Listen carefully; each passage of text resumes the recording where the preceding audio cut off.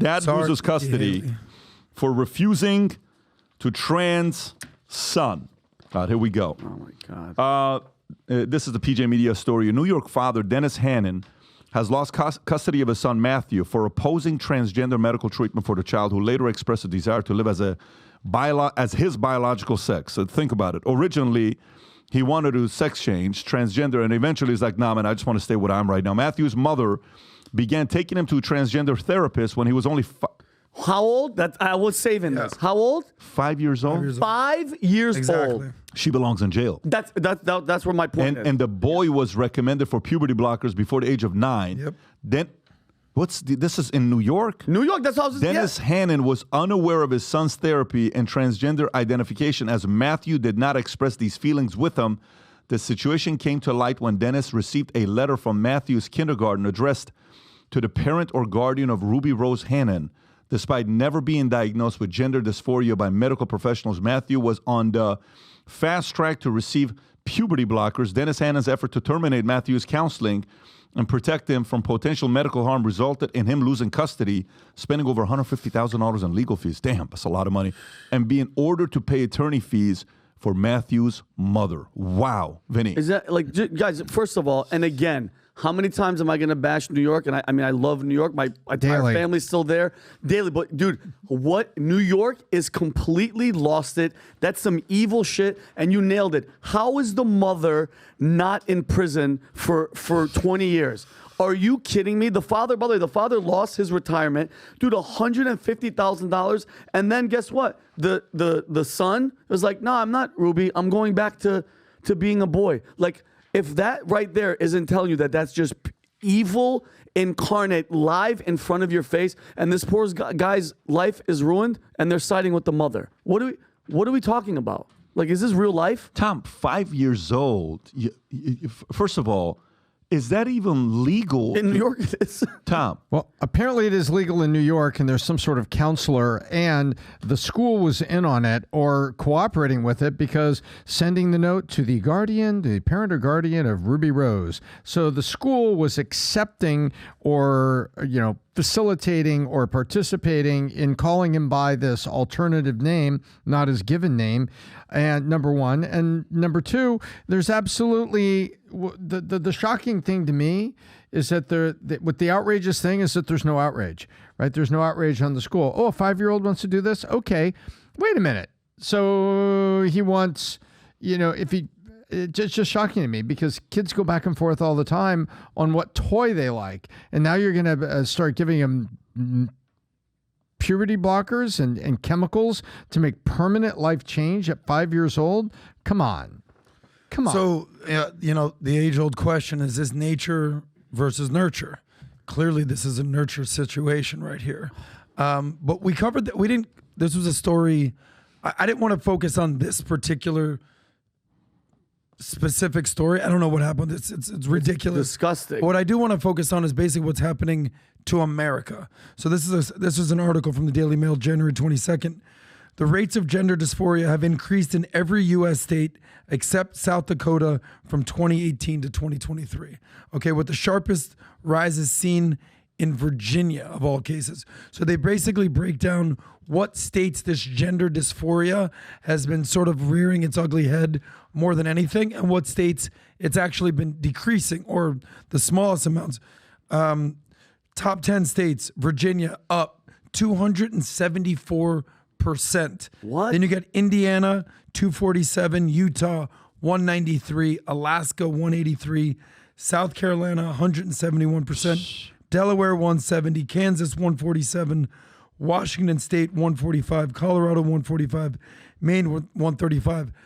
This isn't a red or blue thing, okay? These are states all across the country. In each of these states with the smallest increases, the least, South Dakota, only 23%. You know why? Because it's the snow and nobody's there. But then Hawaii, only 6%, Connecticut, 10%, Iowa, Florida, Alabama, Arkansas, Oklahoma, Wisconsin, and even New York, all on the bottom 10 of states. Who's the minus 23, Rob? Who's the minus 23? That is South Dakota. Okay, good. And Florida's at 35? Yes. So it's up in every single state across the country except South Dakota, Christy Noam, right? So the LGBTQ, all that push, all that T. Oh, this is the T. Look at how that. Remember, we were talking about that small minority. It's working. Yep. It is working, bro. Dude, 193% in Utah. That means everybody's going to be trans. That's insane. That's bananas. This is what I'm saying. That's Mormon town. This is in every state across the country, red or blue or purple. It's very weird. Rob, who's the 274? Is that Virginia? The 274? Yes. 270. They're number one. They're leading the league. Dude. Right outside of D.C. Rob, you're talking about these policies. This is shocking. This is weird. Gender dysphoria is skyrocketing in America. I would love to know why it's only 6% in Hawaii. Is it Hawaiian Samoans? Is it something that within their culture that's not accepted? Like, I would love to learn more about the 6%. Well, take a look at the top, Pat. This is gender dysphoria diagnoses. So where you've got the radical school board, I know something about these stats. Adam's correct to pull this up like this, but you dive into deeply in these stats, and you have a couple things. One, you have year-over-year change. Like in Indiana, the year-over-year change 247% because only recently did they get onto school boards and they wanted to start diagnosing it. So if it was very small before, Pat, lost big numbers, lost small numbers, that if you had 10 before, but now you've got 37, oh my gosh, we're up 270%, right? And so you've got school boards now that become woke and say, well, that's gender dysphoria. That's gender dysphoria. That's gender dysphoria. That's gender dysphoria. And so you have radicalized school boards that are creating guidance counselors. Remember, this is not medical diagnosis. This is psychologist and psychic diagnosis, which have this incredible low standard. It's not like, do you have leukemia or do you not? This is arbitrary. Very arbitrary and very subjective at the hands of practitioners who may be woke and more likely to say, oh, you're depressed, you don't feel accepted. Maybe it's just the real you is trapped in the wrong body. Oh, geez. And you say that to a confused 13-year-old and they're like, maybe I am. Tell you what, I'll go get my gun and I'll come back and I'll write a letter about white people. I'll be right back. And you get a shooter. Yeah. And this is where you see in high schools and Gen Z where boys are more likely to be trending conservative and girls are more likely to be trending liberal. You see stories pop up where they're putting tampons in the boys' bathroom. We saw that happen in Canada. Bless you, Pat. Sneezing on the truth. Pat's allergic to that bullshit. I think there was recently another story out here where they're allergic to that bullshit. And Connecticut is where it happened. It was in Connecticut. And within minutes of it being put up, the students tore it down in the bathroom. Of course. Good. Especially the boys. All that testosterone. And then you have this stat that we talked about last week where Gen Z is more likely to identify as LGBTQ than Republican. Jeez. But I'm wearing a Future Looks Bright shirt, the purple and gold, the one that was a limited one that we did last week. And I'm wearing a purple and gold what do you call it? These hats, right? I'm wearing these. I think we have like 30 of these left. In honor of Kobe.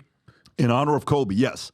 And I'm wearing these, and everyone's, future looks bright, future looks bright, future looks bright. Conversations, right, that are being started. Why is that? Because people don't believe the future looks bright today. It scares the crap out of them when they see somebody say future looks bright. So this is what we're doing. Today, for anybody that purchases, any purchase you make today on the store with a minimum of a hat, you have to buy a hat. Obviously, if you do an order over $70, shipping is on us. But anything you order with the hat that says future looks bright, we have a lot of different colors, the blacks, the military, the white, the red, you pick and choose. You can even do these. But any orders you make today, we're going to do a raffle, okay? And on the Thursday podcast, we're going to announce 2 winners that are going to get a ticket to go to the Vault Conference.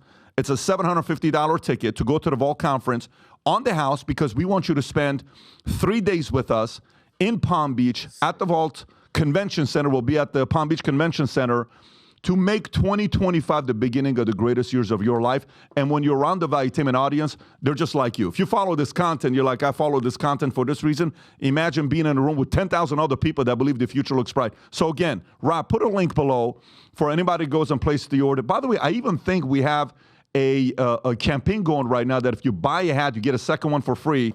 And again, if you order $70 plus, we're sending the shipping and handling will be on the house. Again, 1 million people I want wearing this worldwide, confusing the hell out of everybody that thinks the future looks bleak. I want it to be future looks bright to start a conversation, because that's what this brand represents, Valuetainment, that the future looks bright. There's the link right there for you. Buy one, get one free, of those hats. And once again, on Thursday, we'll announce 2 winners going to the vault with us. I love it. To spend 3 days with us. So if you like this clip and you want to watch another one, click right here. And if you want to watch the entire podcast, click right here.